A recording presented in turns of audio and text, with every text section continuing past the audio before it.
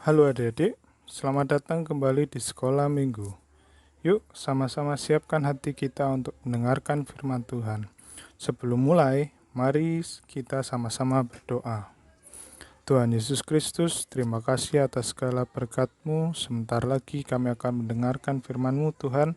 Siapkanlah hati kami. Terima kasih Tuhan. Amin. Judul firman Tuhan hari ini adalah Gereja Lahir pada Hari Pentakosta. Mau tahu ceritanya? Yuk sama-sama kita dengarkan. Pada suatu pagi, murid-murid Yesus berkumpul di sebuah rumah di kota Yerusalem. Di dalam rumah itu ada sekitar 120 murid Yesus yang berkumpul. Tak terasa sudah 10 hari sejak Yesus naik ke surga. Mereka sama-sama berdoa di rumah itu. Tiba-tiba terdengar suara angin keras dari langit. Lalu kemudian datanglah lidah-lidah seperti api. Dan lidah-lidah itu hinggap pada mereka masing-masing.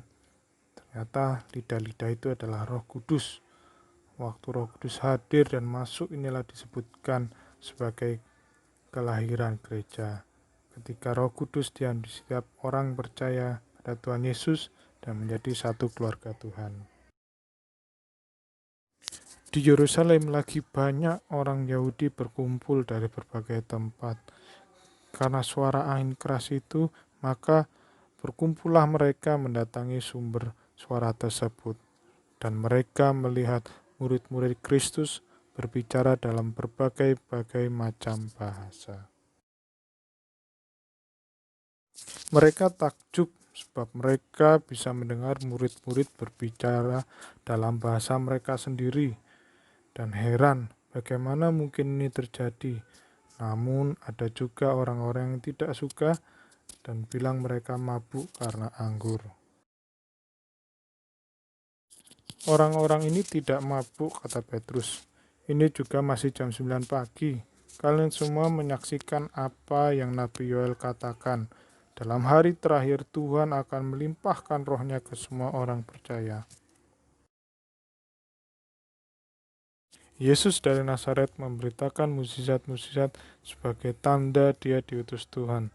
Tapi kalian serahkan untuk dibunuh. Namun Tuhan membangkitkan dia dari orang mati. Kita semua saksi bahwa Yesus hidup dan sekarang duduk di sebelah kanan Allah. Biarlah setiap orang Israel tahu bahwa Tuhan telah membuat Yesus yang kau salibkan sebagai Tuhan dan Juru Selamat.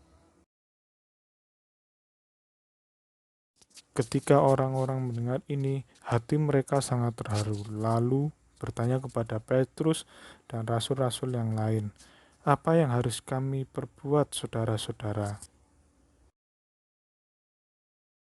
Petrus menjawab, "Bertobatlah dan hendaknya kamu masing-masing memberi diri dibaptis dalam nama Yesus Kristus untuk pengampunan dosamu.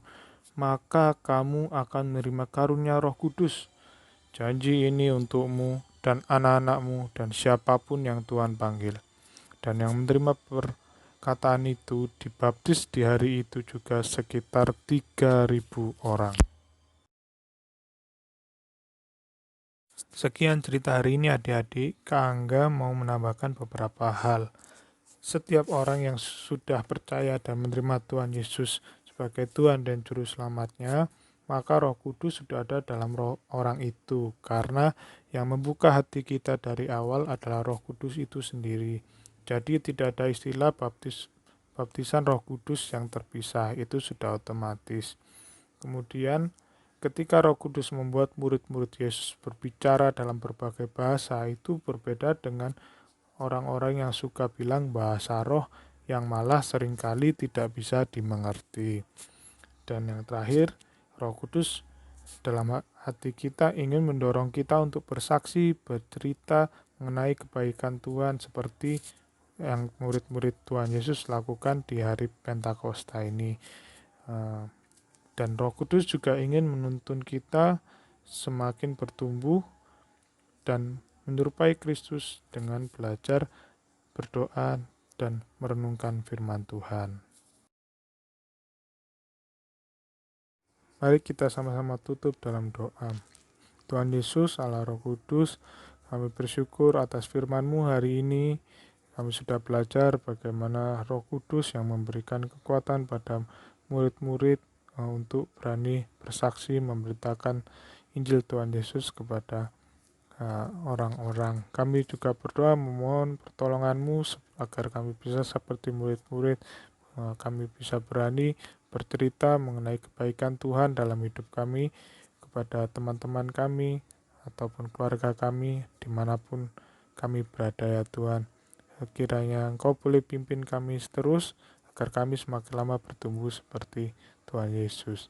Terima kasih Tuhan, dalam nama Tuhan Yesus Kristus kami berdoa. Amin.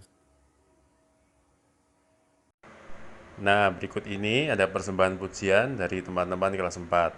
Kita puji Tuhan sama-sama ya.